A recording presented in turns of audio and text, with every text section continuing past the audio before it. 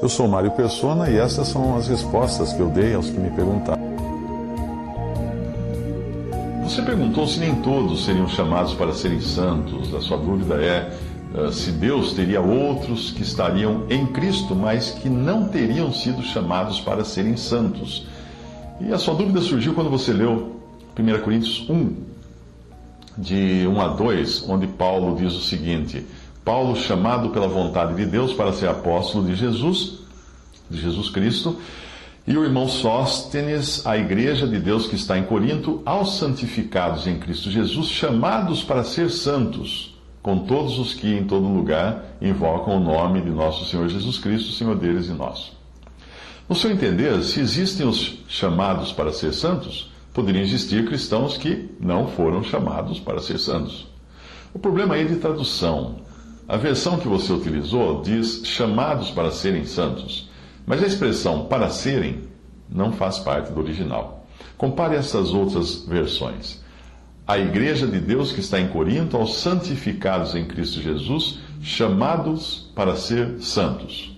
Essa é a Almeida, revista atualizada. Agora a outra diz o seguinte: aos santificados em Cristo Jesus, chamados santos. Essa Almeida, corrigida fiel.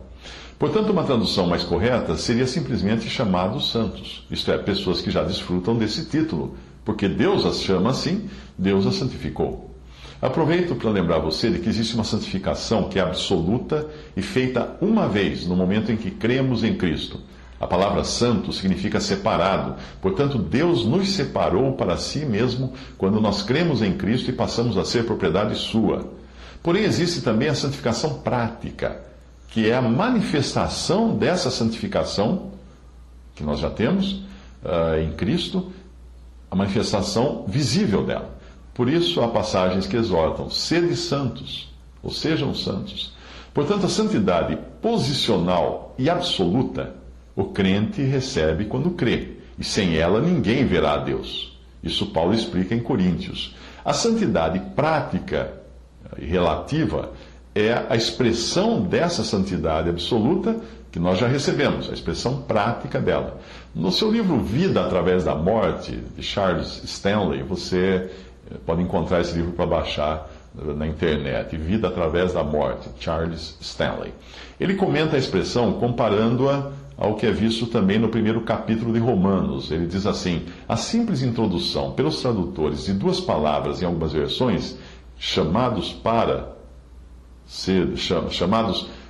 seres santos, muda completamente o significado dessa importante passagem e tem sido a causa de sérios enganos no que se refere à santidade.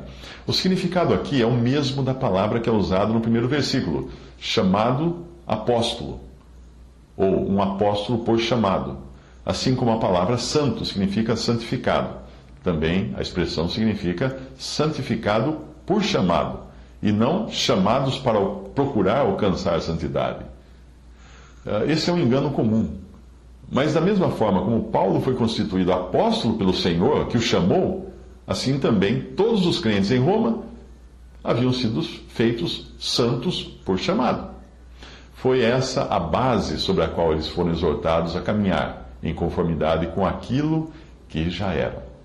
Todo crente é santo por chamado, santificado por chamado, por uma decisão de Deus.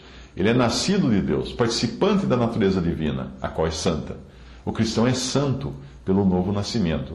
Ele está morto com Cristo, ressuscitado em Cristo. Sim, Cristo que passou através da morte e que é a ressurreição e a vida é também a vida do cristão. Quem tem o Filho tem a vida, diz 1 João 5,12. E se tem a vida do Santo de Deus, essa vida, da qual o crente é agora participante, é uma vida tão santa quanto eterna. Todos os crentes têm a vida eterna, e por conseguinte, todos têm uma vida santa. Tentar alcançar, por quaisquer meios, uma ou outra coisa, vida eterna ou vida santa, por merecimento, é não compreender em sua totalidade a nossa vocação e os nossos elevados privilégios. Toda a Escritura proclama essa verdade. A exortação quanto a ser santo está baseada nesse princípio. Como filhos obedientes, Como é santo aquele que vos chamou, sede vós também santos em toda a vossa maneira de viver. Porquanto escrito está, sede santos, porque eu sou santo. 1 Pedro, de 14 a 16. Sim, é por terem sido introduzidos em uma viva esperança, mantidos pelo poder de Deus por serem nascidos de Deus, que os crentes, como filhos, têm purificado suas almas em obediência à verdade. Em suma, já que eles eram santos por chamado e por natureza e possuíam o Espírito Santo, deviam então procurar ser santos em suas vidas e em seu proceder.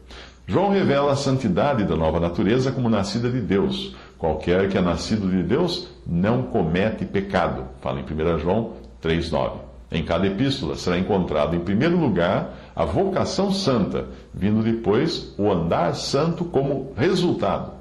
Compare 1 Tessalonicenses 1:1 com 1 Tessalonicenses 5:23. É importante notar o lugar que a palavra ocupa, aplicada pelo Espírito Santo, tanto no novo nascimento quanto na santidade prática. Tiago 1,18 diz: segundo a sua vontade, ele nos gerou pela palavra da verdade. E João 17,17 diz: santifica-os na verdade, a tua palavra é a verdade.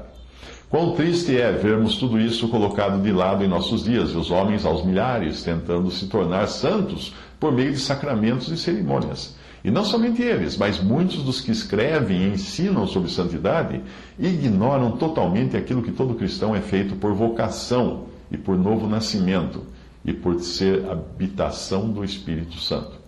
Não há dúvida de que seja isso a causa de grande fraqueza, engano e de um andar que deixa muito a desejar. Até aqui, os comentários de Charles Stanley no livro Vida através da Morte.